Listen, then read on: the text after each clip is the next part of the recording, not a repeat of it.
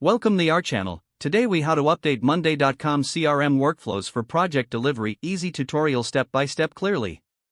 To update Monday.com CRM workflows for project delivery, first, log into your Monday.com account. Once logged in, navigate to the dashboard where your current workflows are listed. Select the specific board related to the project you want to update. Click on the corresponding workflow you wish to modify. Review the existing automation set up in this workflow. Identify the areas that require updates based on your project needs.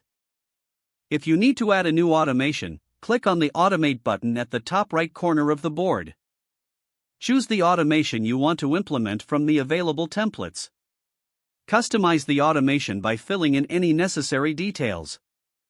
Make sure to define the trigger for this automation clearly. After customizing, click Add to Board to apply the new automation. To edit an existing automation, click on the three-dot menu next to it. Select Edit from the drop-down options. Make the necessary adjustments to ensure it meets your project requirements. Once you have made your changes, click Save Changes. Next, check the column settings to ensure all relevant fields are included. Adjust any status, date, or other columns that might impact your workflow. After updating the columns, review the item details within the board. Make sure all items reflect the latest information and status relevant to project delivery. Communicate any changes to your team to ensure everyone is aligned.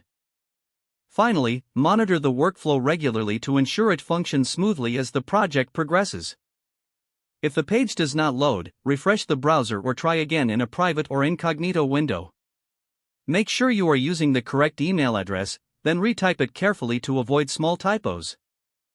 If your password is not accepted, use the reset option and create a new strong password you can remember. Check your spam folder for verification or security emails, then complete any requested confirmation steps.